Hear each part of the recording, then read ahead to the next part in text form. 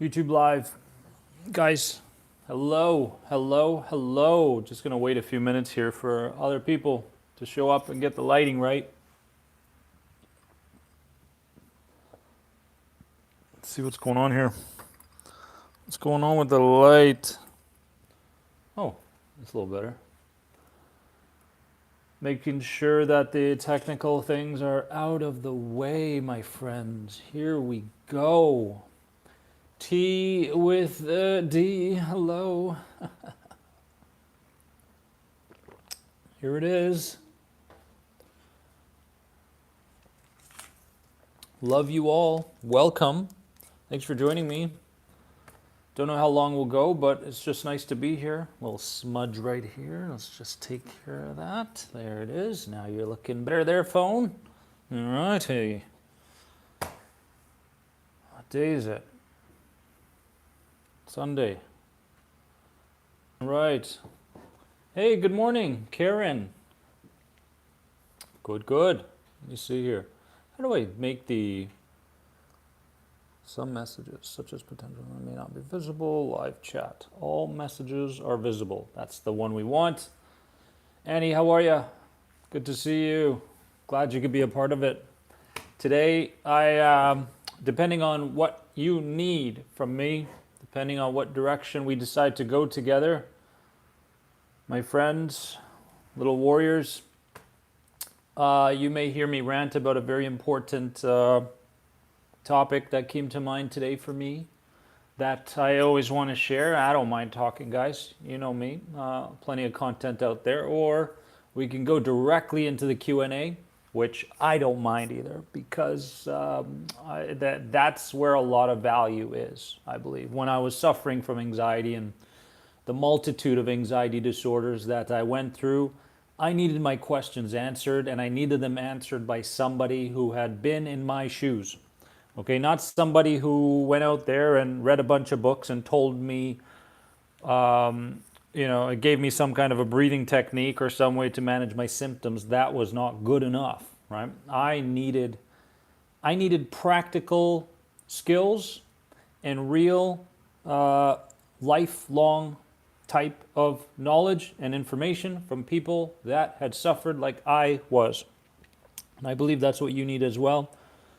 So it's nice to be here, guys. What are you drinking? What kind of tea are we going with today? It's good. It's good. Very good. Very, very good. Let's see here. So, is it going to be a rant, some words of advice and wisdom from me, or questions? You may need to ask your question a few times, my friends, just because the chat's moving. Chamomile tea for Haberti. Awesome, awesome. It's just about that time now for the live. Okay.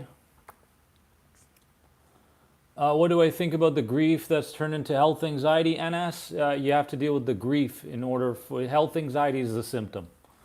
Okay, health anxiety, and to me, any kind of anxiety is always a symptom. It's an effect, and you need to find the cause. In this case, it seems to be grief for you, and to resolve that.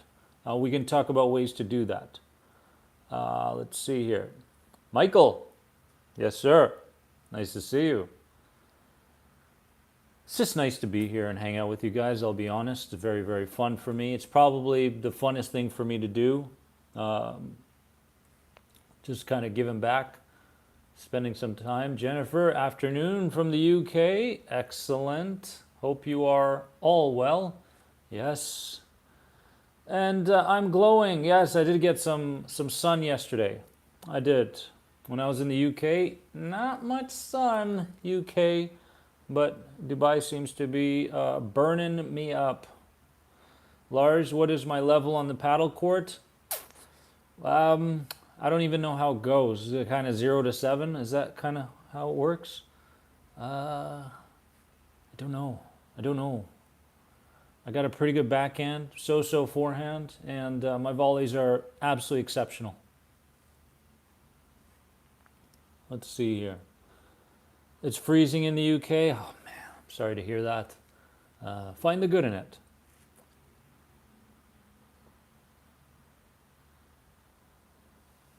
Christy's been doing Joe Dispenza's meditation, listening to Abraham Hicks every day. Good for you. It's helping and feel calm but energized today. Wonderful. Wonderful. Love hearing it. Love hearing it. Oh, what happened here? I pressed a button. Okay, there we go. All right.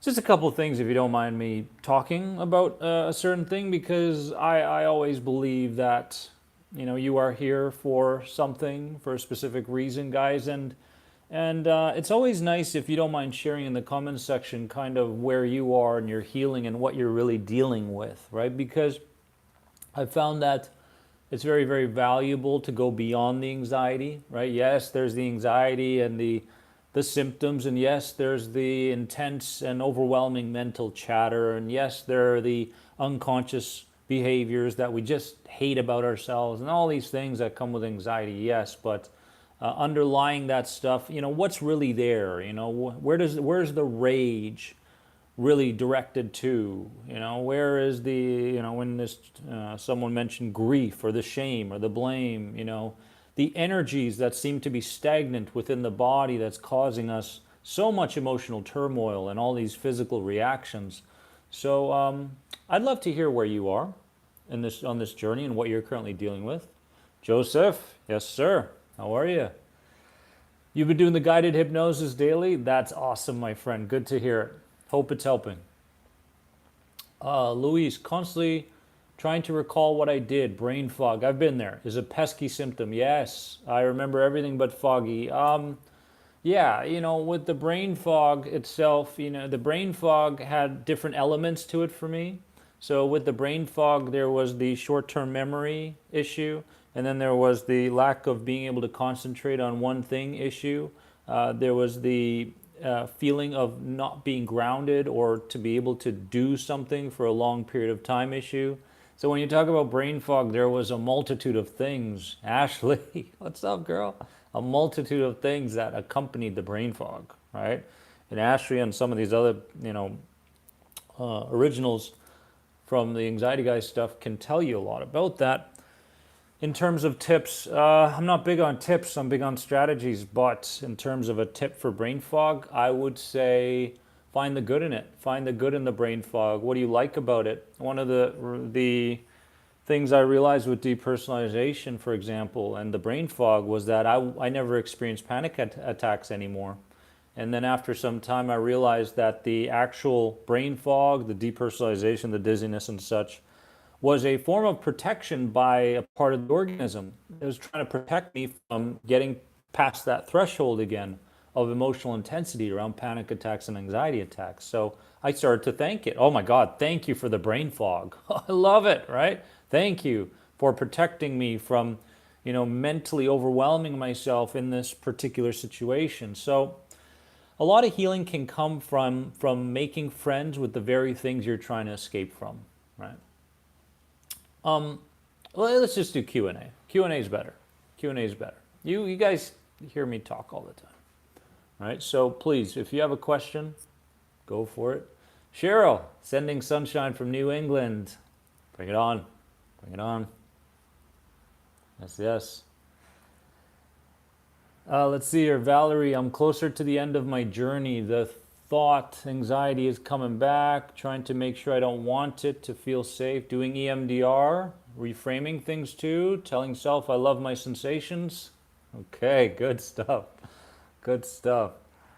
Lindsay, existential thoughts have been a lot lately. It's interesting how we go through these different chapters, right? Different chapters, and this seems to be a little chapter in your journey. Let's see, Martina, how can you bear all this negativity that is brought to you here? Which negativity? I'm not sure. I'm not really following there. I'm not sure which negativity you're talking about, Martina. Michael, my challenges have been learning not to allow other people's feelings, emotions, and illnesses to project onto me while taking care of my dad. Nice to hear. Now it's coming naturally. All right, awesome. Hugh, viewing from Canada. Yes, fellow Canadian. Love your videos and podcasts. Glad you're enjoying them. Fantastic. Let's see here. Tristan, any tips for dealing with the emotions that are behind anxiety? Yeah, first of all, never call them tips. In terms of, I know it's part of the question, but when you approach your healing, you don't want to look for tips and advice. You want to look for strategies and things that are concrete, right? But in terms of the emotions coming from the anxiety, well, to get your feet wet, you probably want to pick up a book called Heal Your Body from Louise Hay. She does a very good job of helping you to understand what some of the emotional causes are to the physical things that we're complaining about, okay? And so you want to make the connections, right? You want to make the connections.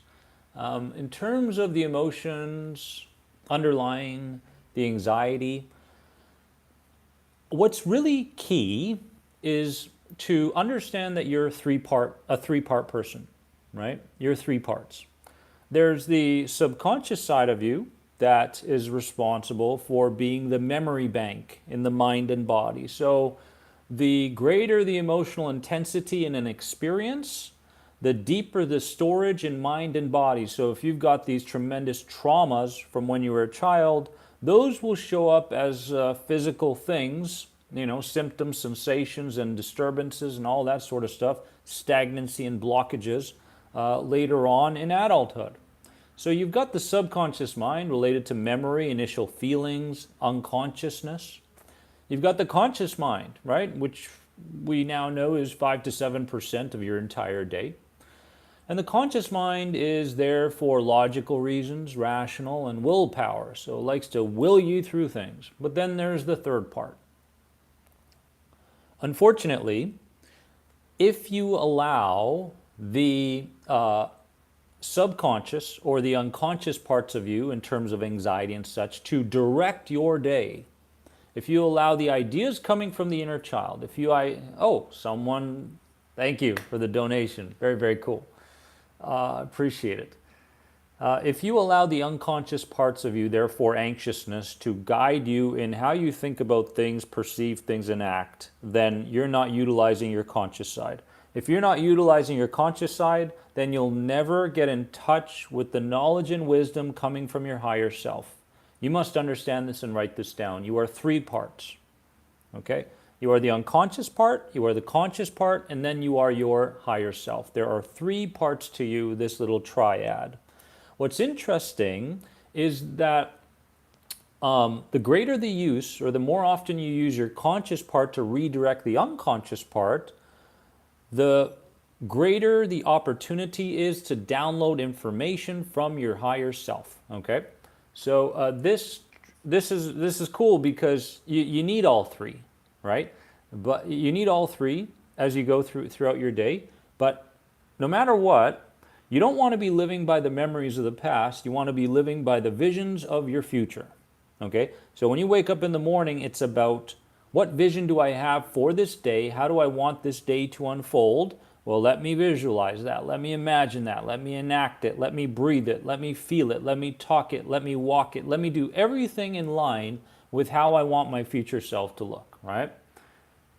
But most people wake up in the morning and they allow their unconscious parts to run their day. Therefore, when the anxiousness shows up, they don't know what to do.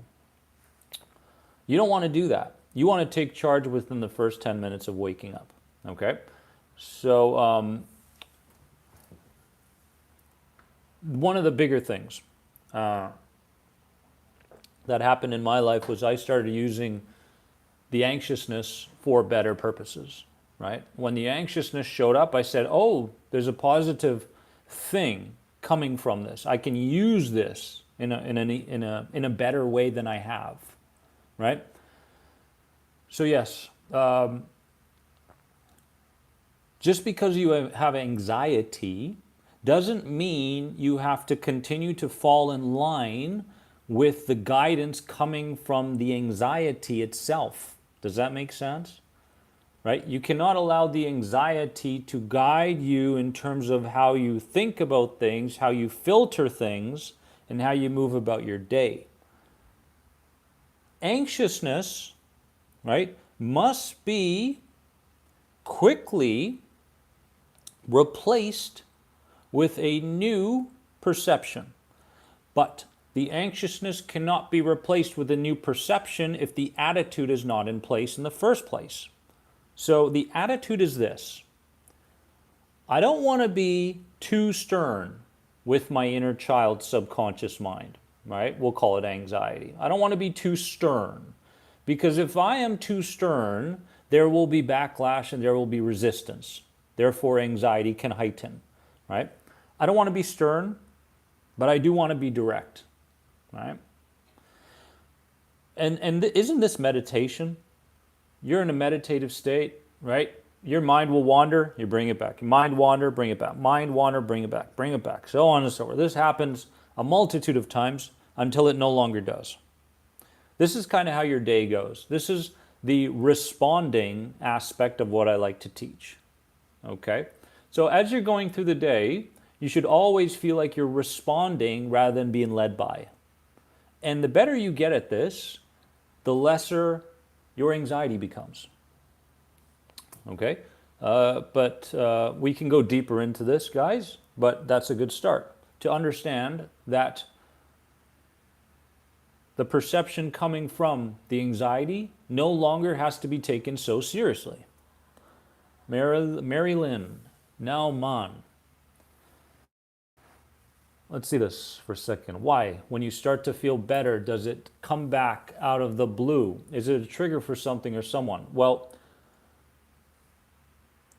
I want to kind of, let's call it the inner child, just so we don't confuse the terminology here. Let's call it the inner child, okay? When we think about inner child, let's think trauma, anxiousness, nervousness, being afraid, fear, irrational fear. That's inner child, okay? So let's answer this question with the idea of the inner child in mind. The inner child doesn't want you to feel better.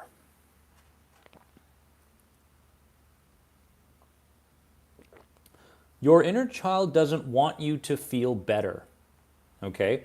Because the inner child cannot differentiate between what is good and what is bad. Even though you may feel, at least a part of you feel, like optimal mental, emotional, physical health is what you want and is better for you. The inner child is threatened by the idea of change, even if it is a positive change. Hit the like button if you understand. Okay? So the inner child is threatened by any change that is brought on too quickly. Okay? Therefore, for most people, a progressive approach is a safer approach, because this journey that you're on is a convincing game. Okay, you understand that? It's a convincing game. We are proving to the inner child that being somebody completely different than who it wants us to be is safe. And it's okay in this modern world that we live in.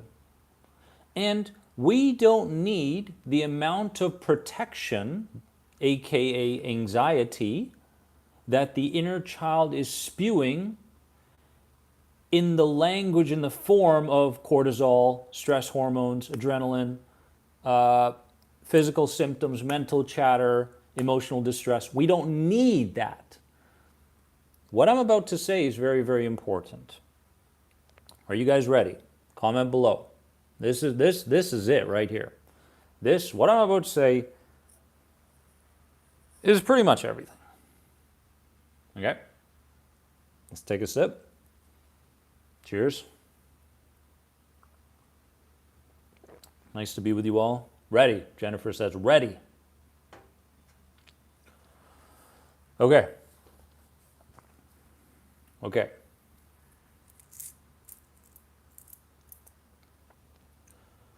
When the inner child no longer feels like there is a motivation to keep the anxiety around, it will let it go. That's it. The inner child is motivated for some reason, motivated to keep anxiety and all its elements alive within you in mind, body, and spirit. There is a motivation coming from this part of you, right? There's a motivation coming from this part of you to maintain anxiety and all its elements.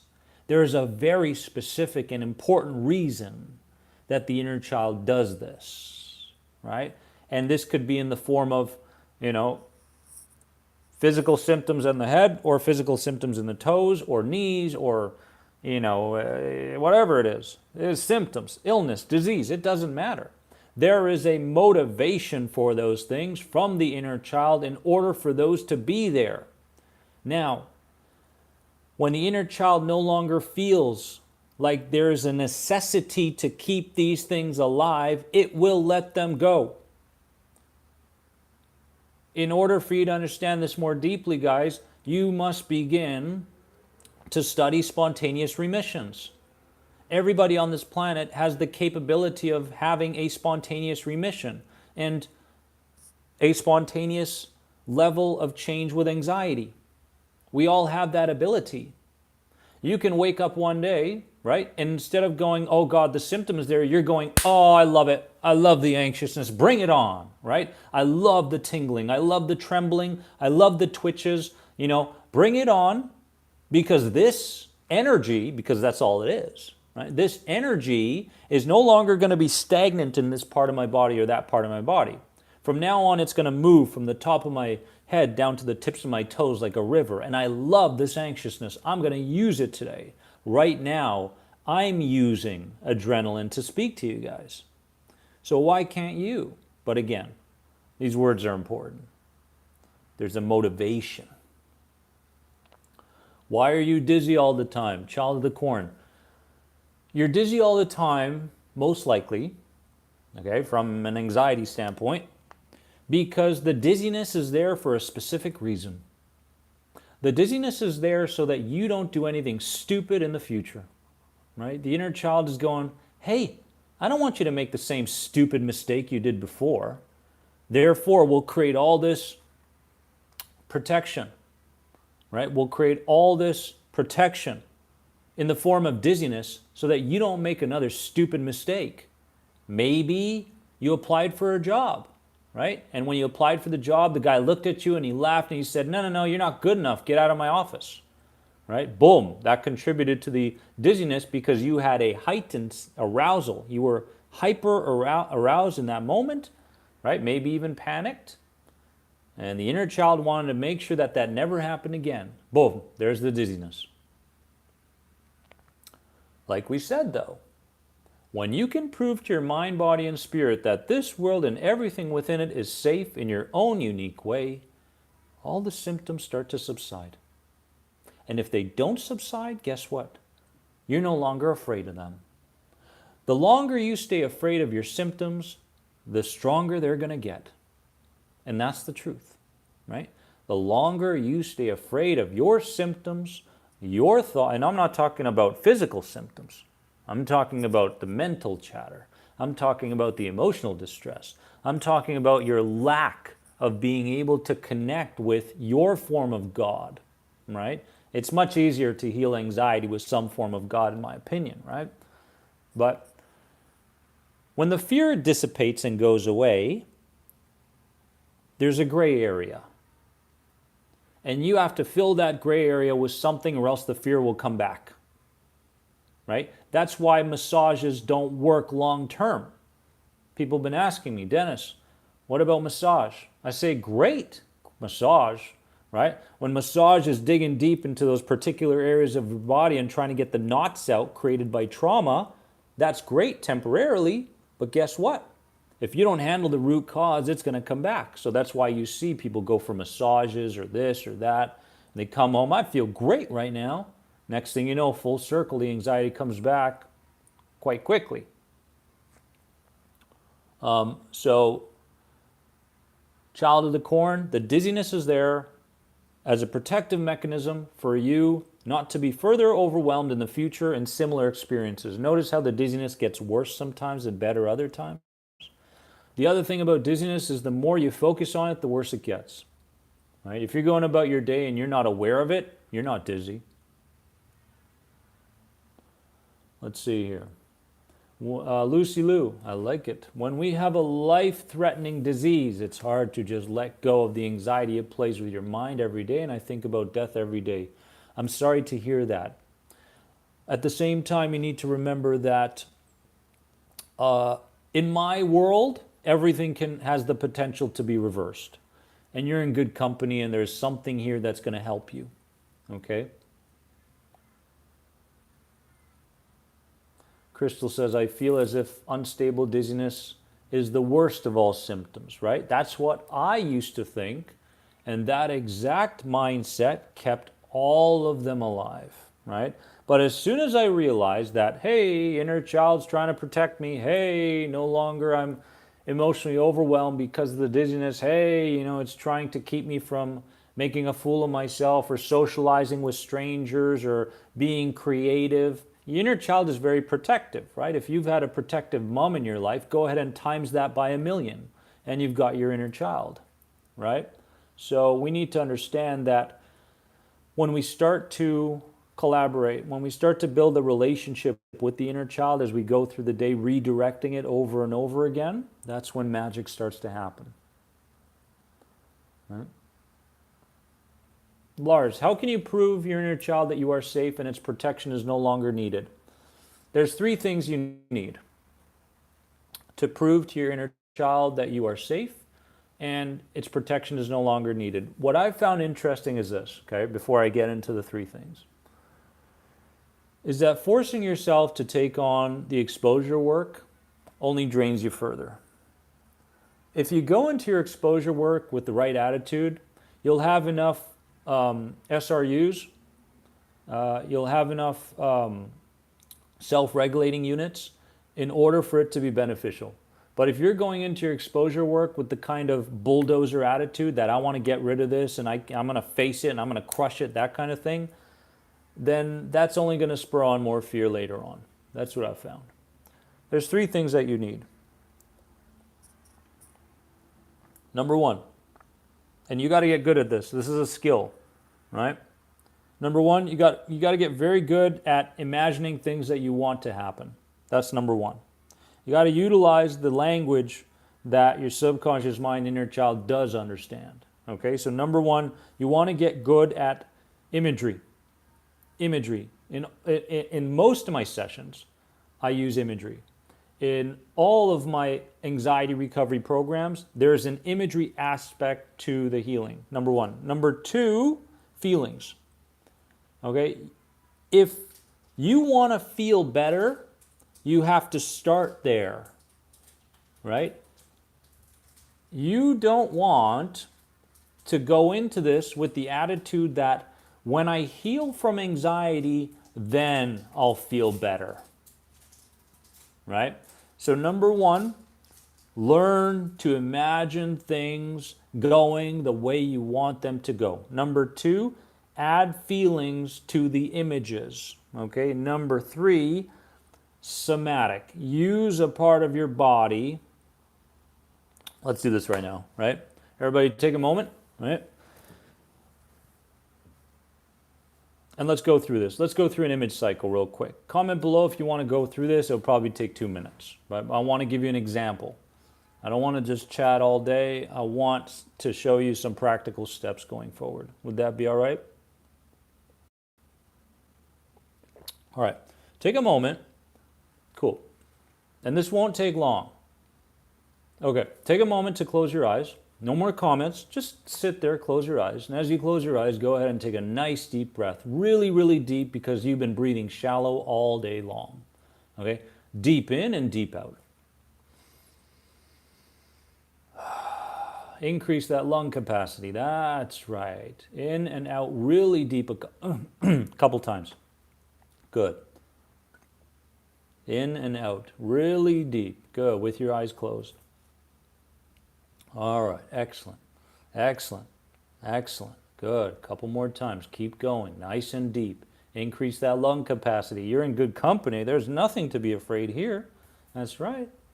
Good. Now, when I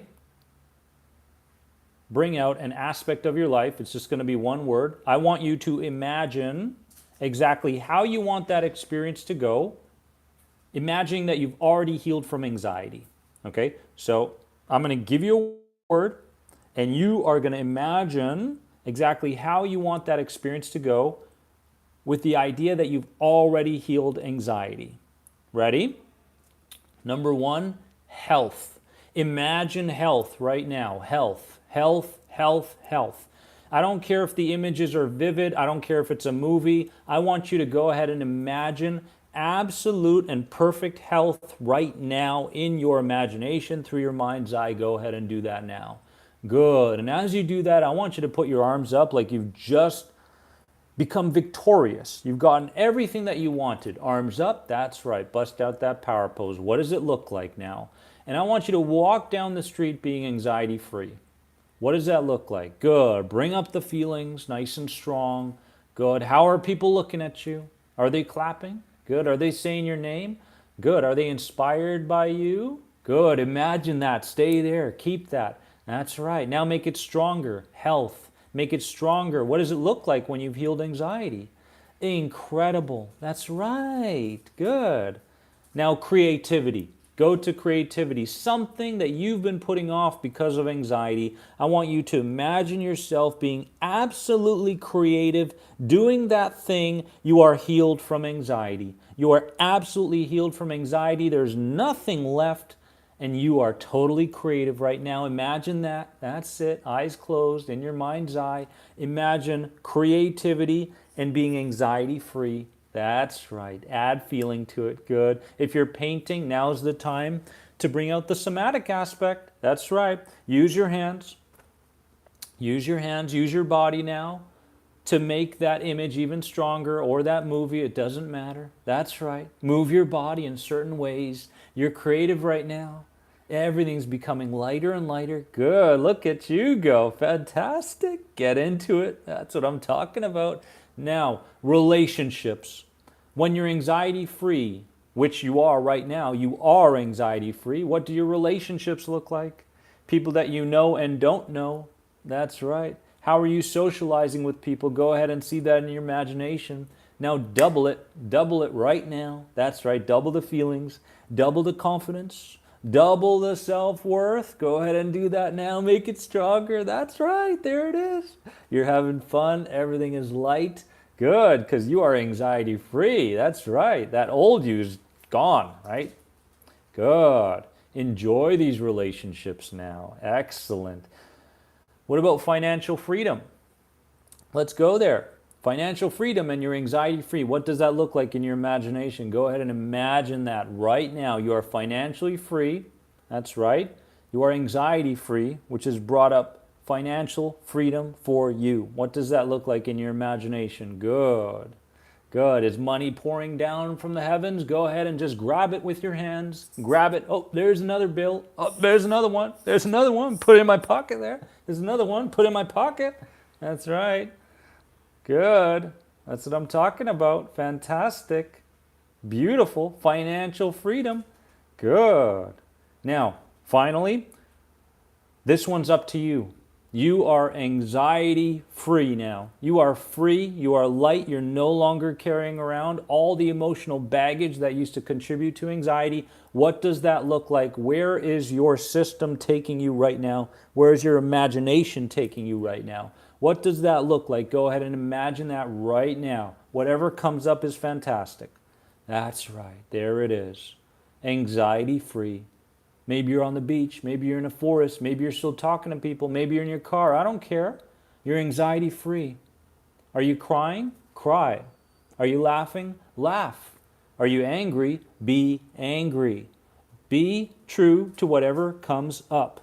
Be true to whatever comes up right now. Good.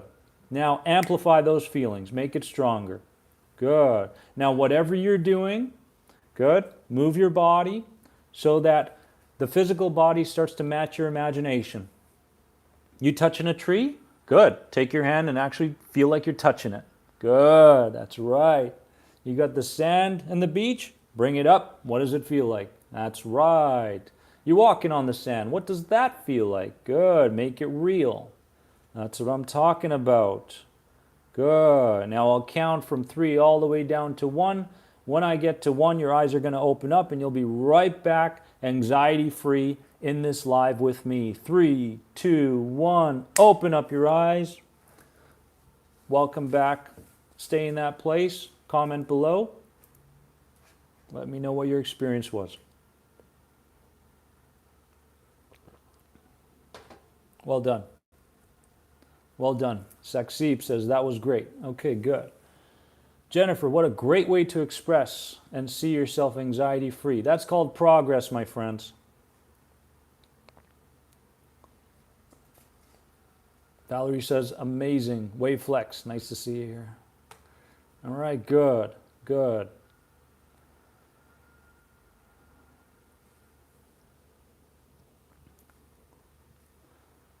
Much better than what I was feeling before. Felt that Hawaii air on the beach, Ariana. Good for you. Are you going through one of the programs? I think you are. Let me know which one. Which one? Which program are you going through right now? Incredible. Very self-empowering. Joseph, how are you, my friend? You've done this before. Fantastic. Thank you, Dennis. Incredible. It is very hard. Thank you for being honest. Good, good. Awesome. Yeah, if it's the first time you've done it, it's the worst you're ever going to be at it. So, of course, it's going to be hard. All right, cool. Now, how long did that take? How long did that take? 2 minutes? 3 minutes? Happy Girl TV, lots of tears and emotion. Joy, like I just gave birth. Whew! Jesus. All right. There it is. Okay, fantastic. How long did that take? 2 or 3 minutes? You see how quick change can happen if you do the right things? Now, you do that every morning upon waking up for the next 21 days. I don't believe you'll have anxiety after 21 days. Right? I don't care who you are. I don't care how long you've suffered. It doesn't matter to me. As long as you can remember to do this, called image cycling. I actually have a guiding video on YouTube. All you have to do is look up image cycling, the anxiety guy. It's a slower version of this. I want you guys to go a lot faster, but it's more of an intro video. But if you want to be guided, okay, this is what I'm talking about in terms of your consciousness, taking control and leading your unconsciousness. This is what I'm talking about. All right? Or if you want to use this exact same live next time, fine. Just find the exact minute for this live. You know, start it. Then I start guiding you 2-3 minutes. Do it every morning. All right? But I want you to get good at this. I want you to get good at utilizing those 3 aspects of healing. Okay? Imagery, feelings, accompany the imagery, somatic engagement. Using your body in ways that is in accordance with what it is you're imagining, right? So, my personal opinion is this. If you're getting started in this anxiety recovery journey, okay, using your cognitive and mental skills to play that tug of war with your inner child is going to lead to a losing battle for most people. You will lose if you're trying to override a thought with another thought. If the thought coming from the inner child is strong and very well practiced. Does that make sense? Instead of playing that tug of war with your inner child where you're trying to create a conscious thought and overwhelm the negative or unconscious thought, it's better for you to just learn how to observe the unconscious thought. Right? So get into a meditative state, right? Or if you're going throughout the day, observe it. Observe it like you're watching a movie, right? Observe it like you're watching a show. Observe it like you're watching the waves on an ocean, right?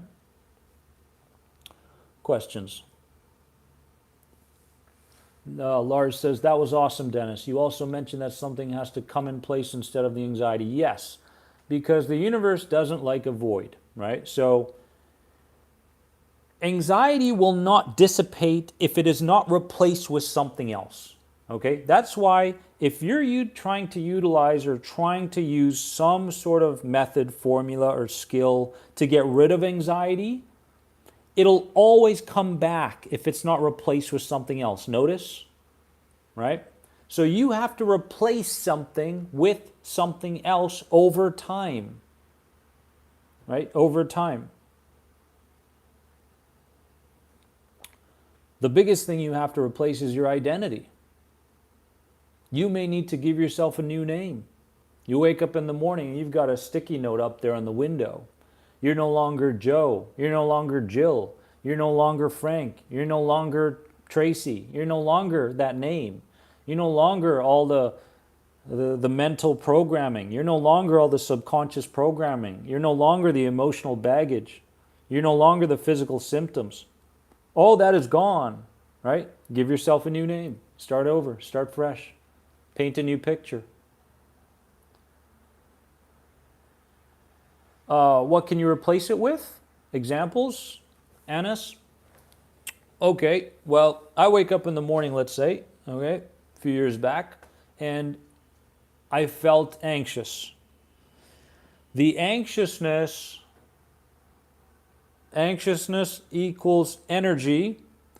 Anxiousness doesn't equal life-threatening feeling. Notice the difference? If it equals life-threatening or potentially life-threatening feeling, right, how is my day going to go? I'm going to be totally fixated on everything internal, right? If I get up in the morning and I say, oh, there's that symptom again, I'm going to be fixated on everything internal. My focus is going to go on the inside all day long, and I'm going to look to protect my mind, body, and spirit from anything external, right? Now we're living in a state of fear, right? Or I wake up and I say, oh, there's that symptom. What's it connected to? Anxiousness. It's connected to the inner child, right? And its energy. You can also see it this way. Energy is a lot less threatening than potential anxiety is, right?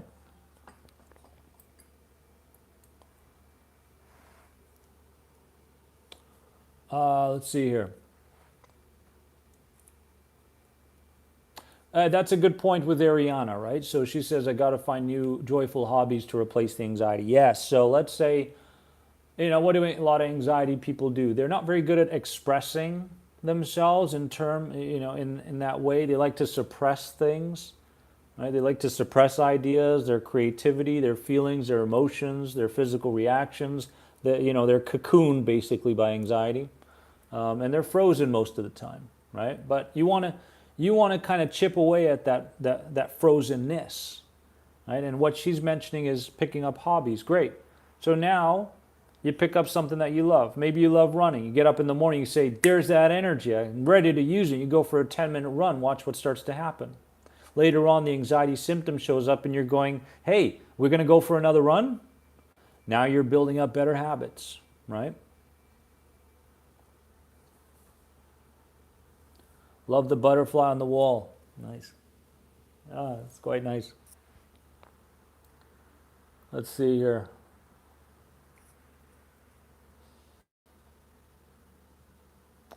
No matter how sensitized you are right now, right? Because anxiety is a deep level of sensitivity. The problem with anxiety is this. Anxiety filters out what is safe. Anxiety filters out what is good. Anxiety filters out the positive potential. And anxiety filters in the threat. Anxiety filters in what could go wrong. Anxiety filters in what is already going wrong in your life. That's anxiety, right? So we start to live in this little bubble, thinking that we can only do this much, and we can only go this far, and we can only speak up this much. That's anxiety. That level of restriction, my friends, that level of suppression, right? But as long as you understand that that's not really you and that's the inner child, then we can begin, not overnight, but we can start to begin to break away from that mold, right? We can break away from that mold. One of the most important things that I've realized with healing is this, and this is a word that you want to write down. Disassociation. You want to begin disassociating yourself from the old anxiety identity you used to live in, right? Disassociating. Like you're in a movie theater and you're watching a movie, right? You're not the actor in the movie. You're the spectator. You're the person watching the actor. You're the person watching the movie. That's disassociating, right? Yes, the anxiety can show up, but I'm no longer reactive to it. I'm viewing it, right? So you start to kind of disconnect and disassociate from that old you, right? Let's see here. What else do we have? You asked me a question. There's no telling where we're going to go. Right? You're enjoying this live? Please give it a like. Give it a thumbs up, my friends. It really helps me reach more people. Here's what we should do right now. I want you to comment and just let me know what's the biggest thing that spoke to you up to now in this YouTube live. I know we're losing some light here. It's getting a bit dark. But comment below and tell me what the biggest piece of information that I fed you today was that really spoke to you. What is it? What spoke to you deeply?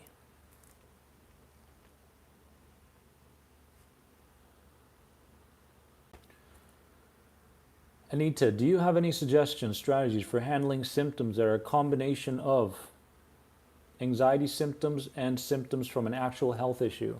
Yeah, find the underlying cause to the health issue. What you want to do is you want to create a two-way conversation between you and your inner child. That's it, right? You want to get really good at talking and conversing with your inner child. Right? What emotion is connected to this physical issue? Right? Is it anger? Most of the time it's rage. Most of the time it's rage. Most of the time as well it's shame. Right? Rage, shame, guilt, those are the big three. Right? They have a lot to do with physical illnesses. You can think about physical illnesses as stagnation in the body. Okay, the energy is not moving. The energy is stagnant in that part of your body. The question is why? Why is it not moving? Right? So create a two-way as you're going through the day. Right? As you're going through the day. Asking the inner child. And you will get the answer. As long as you're not distracted by a million different things and you're sitting in your room and you're just conversing with the inner child. You can do it verbally or mentally, it doesn't matter. But you can start to ask questions and your inner child will respond. Right? It'll respond in a very subtle voice. It'll respond in a physical symptom, like it'll maybe a jolt of sorts. Right? Jennifer, thank you for the donation. But two-way. Right.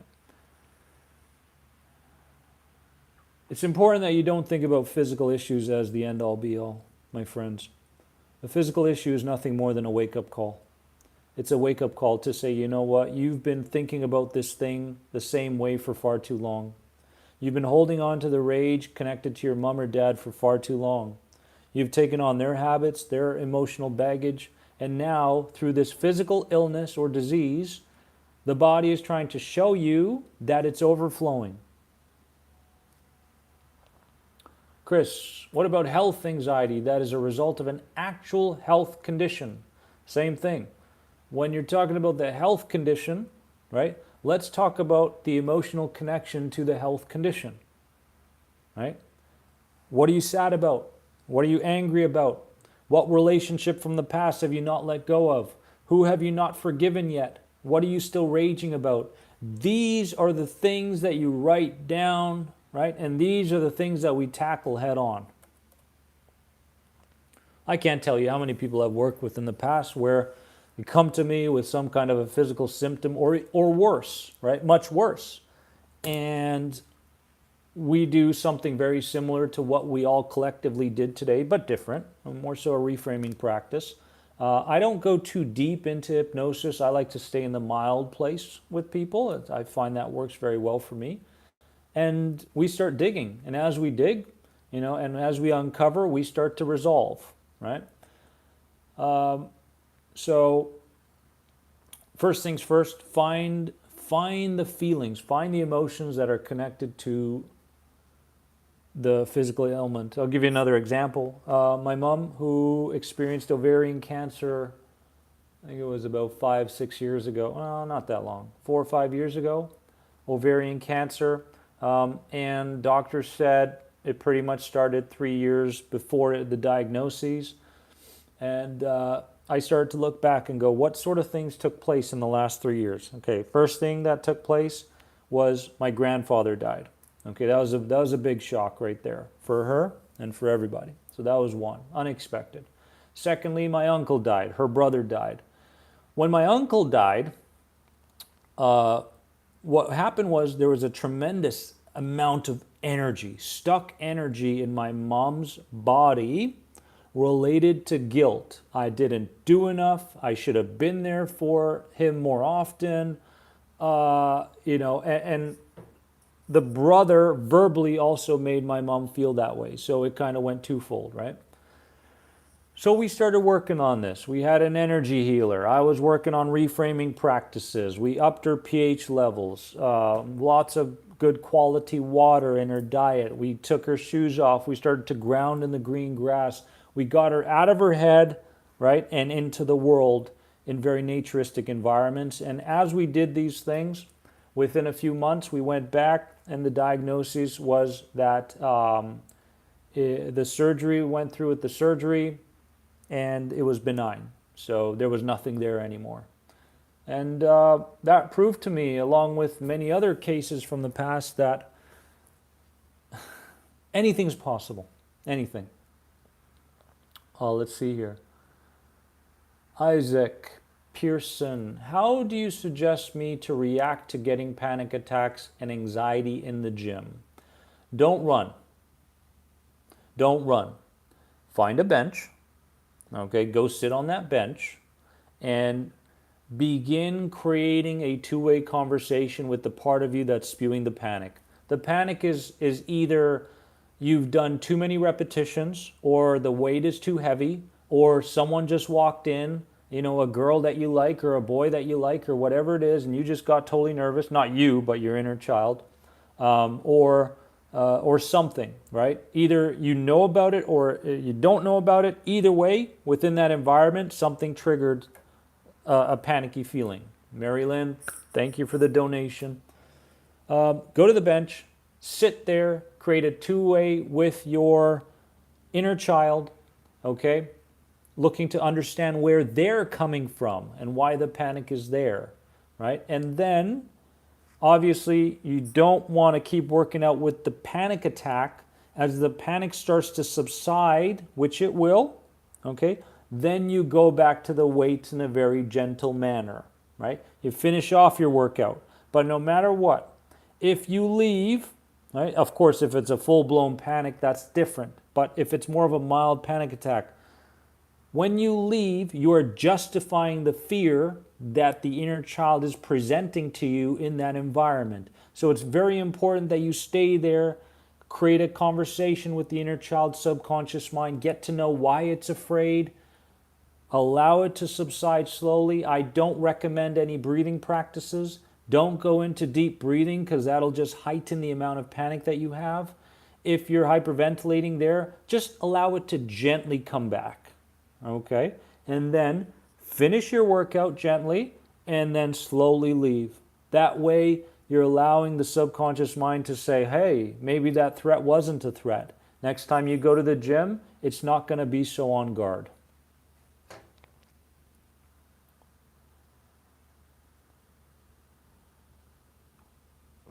Love by the Moon. Wow, Dennis, this is some powerful information. Thank you so much. Much gratitude. You're very welcome. BTAQ 9000, yes. How do I get over the fear of having a health condition? I have an anxiety disorder. The fear of having a health condition. Here's my question to you. When did it begin? What triggered it? What started it? What started the fear of having a health condition? Valerie, does that apply to nighttime stuff as far as deep breathing? I believe that when you're in a, well, positive, negative, let's say you're in a positive place or a neutral place, or you're not going through a panic attack, those are some good times to work on your breathing, right? I'm a big believer in deep breathing. I think the simplest way to approach it is probably best to increase our lung capacity. 4 seconds in deep, 4 seconds out. If you want and you're capable of going to the next level, 4 seconds in and then purse your lips like this.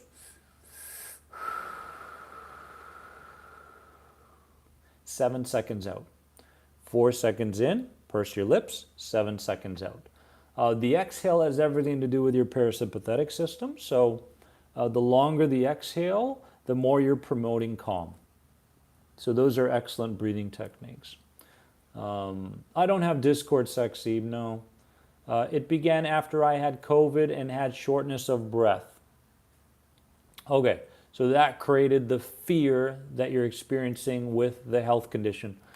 It's important for you to understand again that it's not you consciously that's afraid of creating the illness or the disease or whatever. This is the irrational part of you, right? And the irrational part of you will bring these sorts of fears to your conscious attention for you to be further protected and to stay safe, right?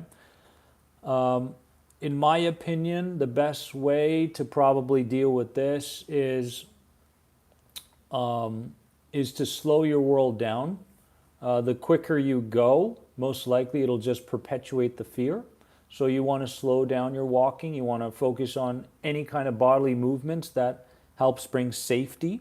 But the attitude of, hey, if a physical illness shows up, then I'll take care of it when it does show up, really, really helps. So your attitude going forward is important. It's not here right now, but if it does show up, I'll deal with it then, right? That's pretty important. That kind of puts it aside. And it doesn't really suppress it, but it no longer feeds it, right? So you want to have the attitude, number one, and number two, you want to slow your world down. Everything you do, slow it down. Just so you know, I can go fast now because I've got a greater amount of control over the anxiousness, guys. You know, I talk a lot about slowing yourself down, breathing patterns, driving, slowing, eating mindfully. These sorts of things are very important.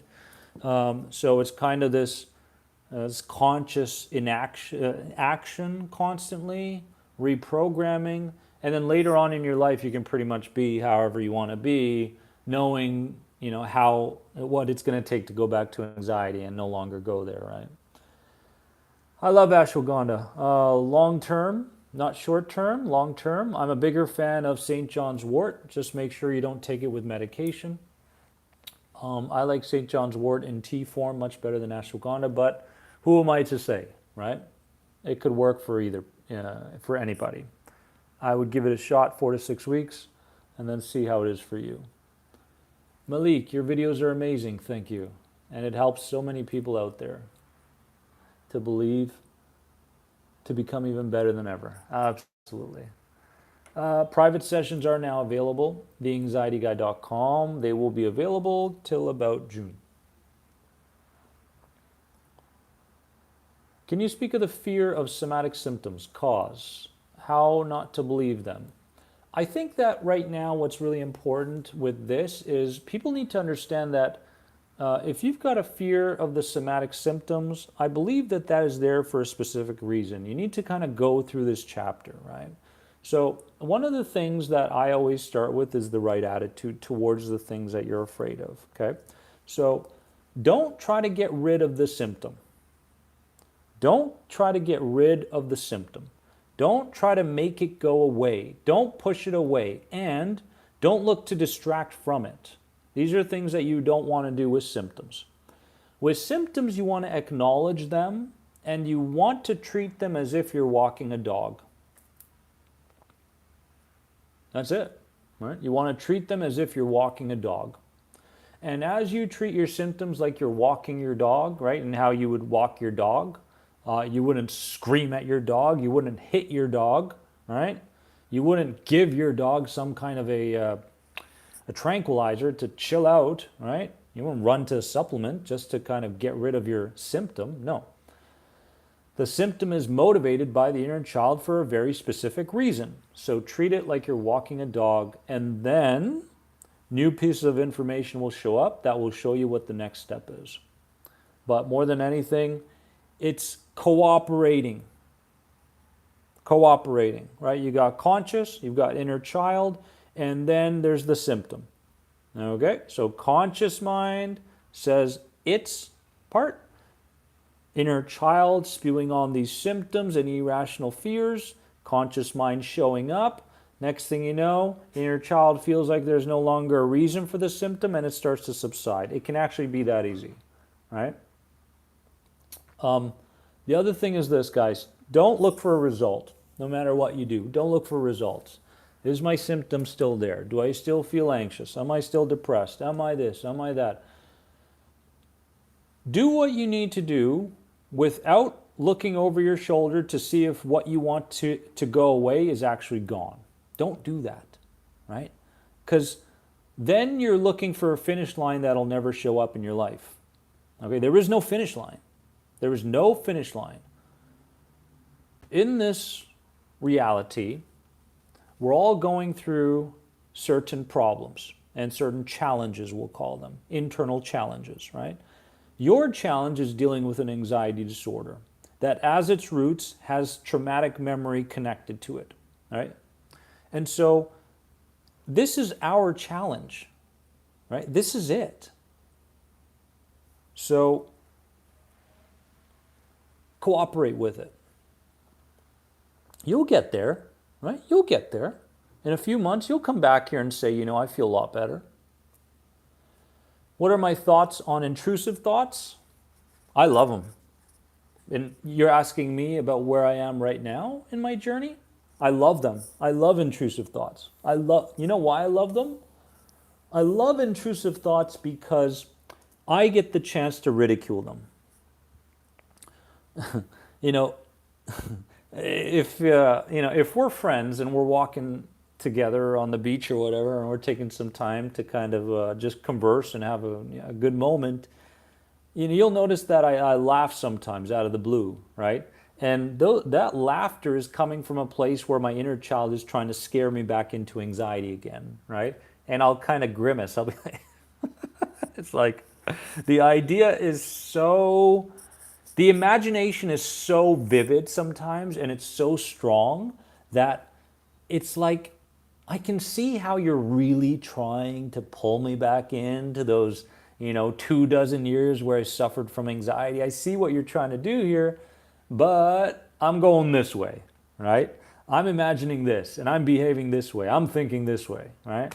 So what do I think of intrusive thoughts? I love them because it gives me another opportunity to prove to the inner child that the current environment is safe.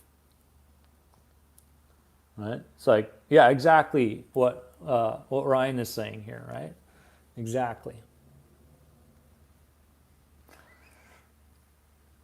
But the other thing to keep in mind is that if you still go about your day as your name and all the baggage that comes with it, and you're trying to put all this stuff into action, you'll probably fail because it's not going to work, right? You have to come from a place of a new you in order for all those new elements to actually take root, right, and actually grow, right? It's like, but a lot of people need to understand that it takes time to get there, right? To look in the mirror and to see someone different, and to feel someone different, and to speak differently and actually believe it, right? This takes time, and you got to be patient. You have to be patient. Each and every day, you're just chipping away at molding this new identity that you're meant to come in contact with, right? I have anxiety about vertigo, especially having it in public. Why, Chris? Why do you have anxiety about vertigo, especially having it in public?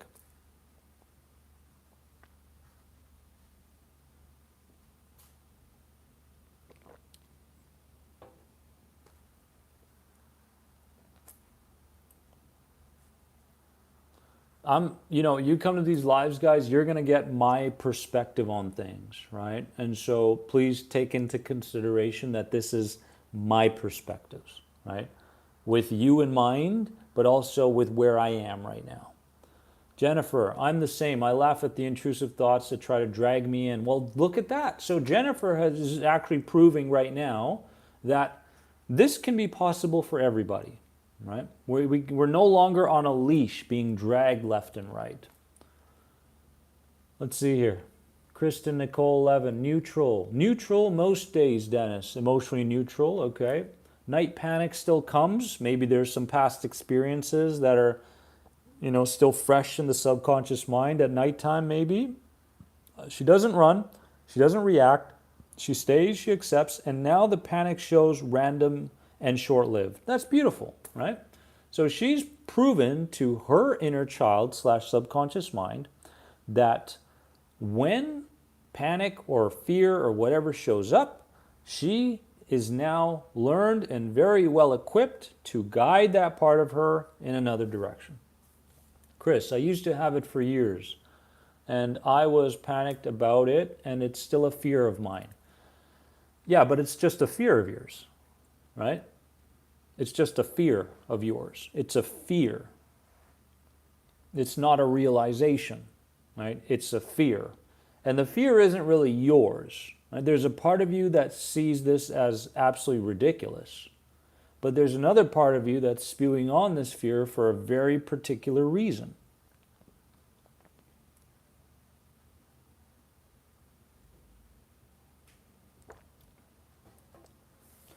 Most of the time, guys, when we think that something is wrong with us physically, that's nothing more than a defense mechanism to change. Right? Here you are learning new information, new knowledge, and downloading new wisdom. Right? And now you've committed to something different, being someone different, right? Taking on a different kind of life. You're going to find that all sorts of defense mechanisms shows up from I can't do this, or oh, now I've got the fear of an illness. Oh, now I've got the symptom. Oh, now I'm getting dizzier. These are defense mechanisms by your inner child saying, you know what? We're not comfortable. We don't like change. I'll say this again. When you lose the fear of whatever is dragging you left, right, and center, it will subside.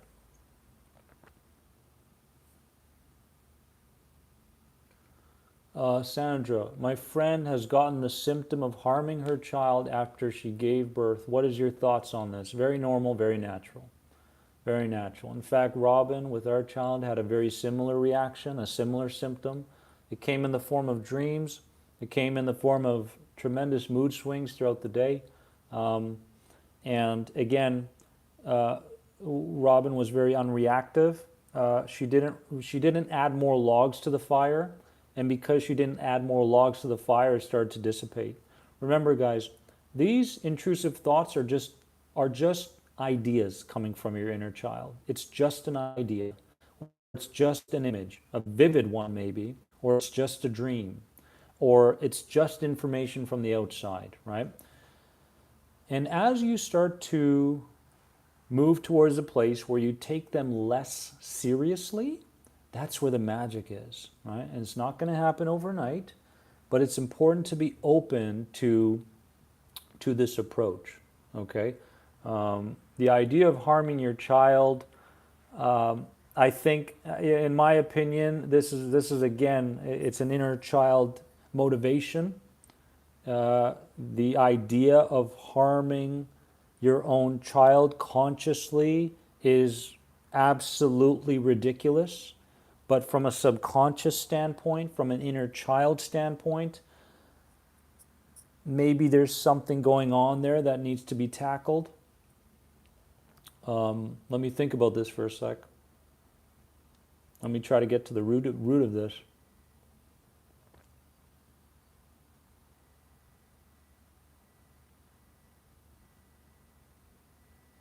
Yeah, I mean there are a lot of different things coming up for me, but yeah, we can talk about this. Shoot me a message on Instagram, and I'll give you my deeper thoughts. Yeah. Let's see here. Janet, can the defense mechanisms get worse as you try to change? They do get worse. They almost 100% times get worse. Like a small child throwing a tantrum. Absolutely. If you have anxiety during the phase of your anxiety disorder, that's one thing. But when you start to embark on change work, the anxiety starts to increase prior to it decreasing below the level of your anxiety disorder as time goes on. Okay, so it's important to keep that in mind. It's important not to get discouraged on the path, on the healing path. Hit the like button if you guys want to do more of these YouTube lives. Is it helping you? I hope so. I hope so. Oh man, stiff. Woo. We are considering staying in Dubai, Karen. That's the idea. We are considering moving here. Yes, and feeling it out now, which has been our original plan from the beginning, because Bali is quite restrictive and very crowded right now. Very crowded.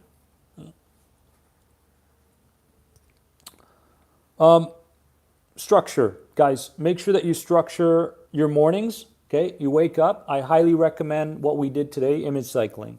Image cycle for like 2 minutes, 2 to 5 minutes. Don't worry about results. Just cycle through images like we did today. Number 2, as you're going through the day, focus on responding, right? Inner child shows up, you respond consciously. Inner child shows up, you respond consciously. So my big thing is reframing and responding. These are the 2 things for me. When I'm trying to help people with their healing of the anxiety or whatever. So in the morning, utilize your imagery work. Going through the day, do your responding work to your inner child. At nighttime, I love sleeping with affirmations. Sleep with affirmations. Scott, image cycling was amazing, awesome, and we can take it to the next level, right? That was more of an intro, kind of just to throw you in there, right? But these are the tools that you need to get really, really good at, I believe. Cool. Hit the like button if you want to see more of these live streams. I love doing them. I love hanging out with you guys. I love tea time with you all. Patty, how are you, Patty? Good to see ya. Dennis, your live streams are golden. Good. Good. I'm glad. Hope you're on the right path there, Patty. Hope things are going well in your life. And guys, don't gauge your progress based on how you feel. Woo, it's a big one. Ooh, let's take a moment. Let's take a moment. That's a more than anxiety moment right there. Don't gauge your progress around how you feel, right?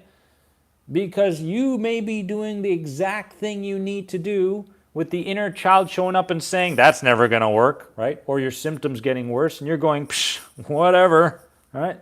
And you just keep going because you intuitively know that's the right thing to do, right? Don't judge your progress based on how you feel. That level of sensitivity will start to decrease. And as it decreases, you need to start identifying with that person that's neutral, right? People are not threats, right? These people out there are going through challenges just like you are. Of course, subconsciously, we're always communicating with people. That's what makes it hard in terms of anxiety recovery for me, is when people get muddled up with other people, right? And everybody's in their own electromagnetic energies and such, and that's very difficult, but that's a whole nother conversation. But back to it. Don't gauge your progress based on how you feel, okay? Let's see.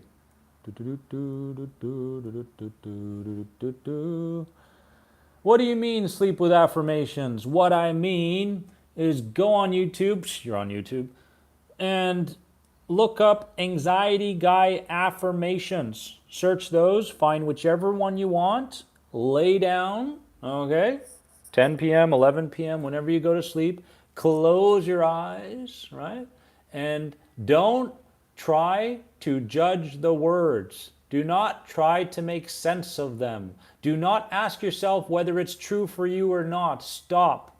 Do not engage in any kind of conscious work while you're doing affirmation work, right? Close your eyes, lay down, listen to the affirmations, and allow your phone to turn off within those 30 minutes. You have now programmed yourself subconsciously. I believe affirmations work does a very good job of reprogramming you. If you do it right, that's what I mean. Prior to sleep. Let's see. What do we got here? Guys, you know what's interesting with me is if I sit for long periods, I start to get kind of like, I'm like a child. Can we go? Are we there yet? Kind of like that. So, you know what I need to do? I need to do these live standing up because sitting for long periods for me, lately especially, has been a little bit like, oh my God, especially if I've got green tea in me. Oh goodness. Oh goodness me.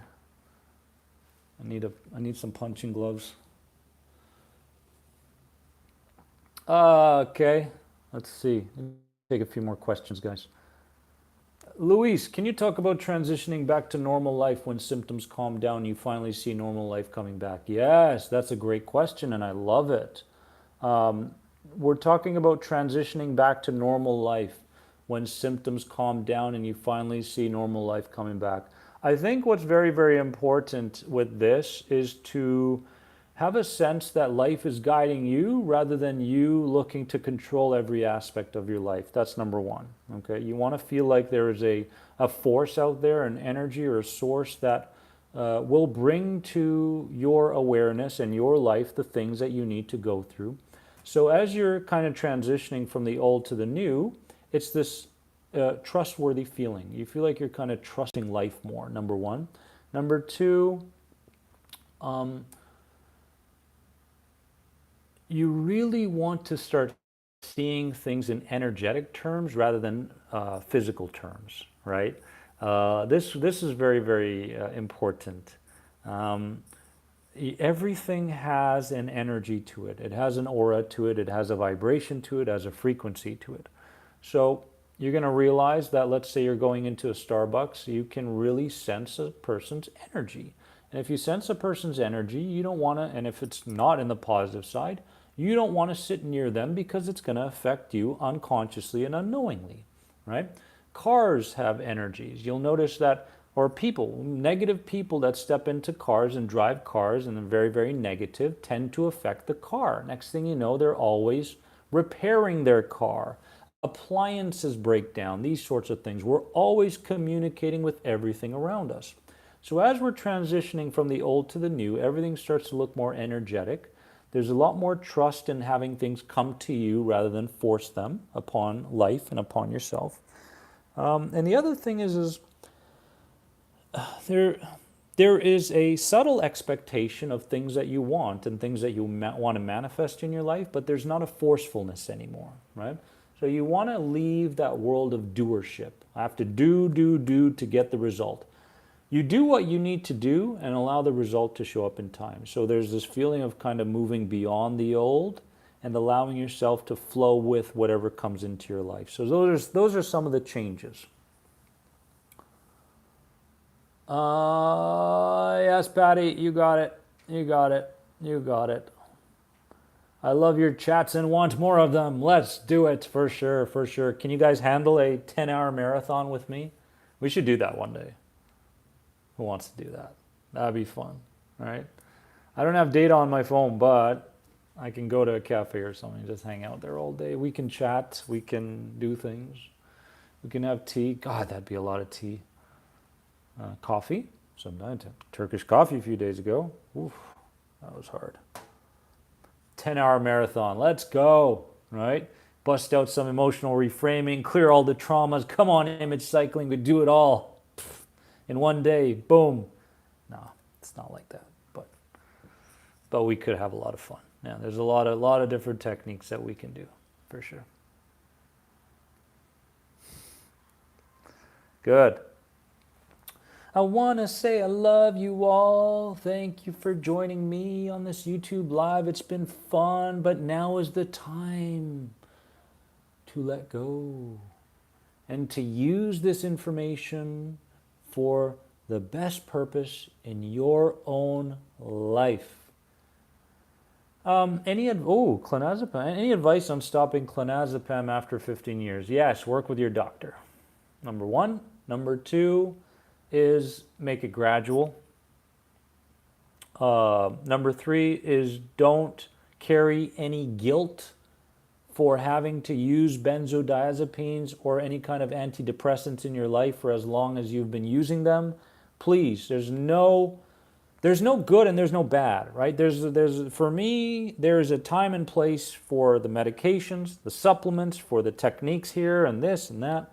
I don't believe that I can come here and say only this works and that doesn't work. No, it's not like that, because every story is somewhat different, right? So your story is unique to you, and I believe that you needed to hear something from this live and you heard it. So get your journal out, guys. Write down all your reflections from this live. Write it down, right? You don't have to overthink it. Just go with your intuition, whatever comes up, even if it sounds silly, write it down. And I hope that within that short image cycling 3-minute thing, I hope that I was able to show you what's possible for you. If it's the feeling that we're chasing, why not start there? Wake up in the morning, close your eyes, and imagine exactly how you want to feel for that entire day. And then allow yourself to transition from thinking that your anxiousness is something bad and transition it into something that you enjoy having around. And if you can do that consistently, I promise there won't be any more anxiety very, very soon, right? Love you all. Remember, let's say it all together. Remember that you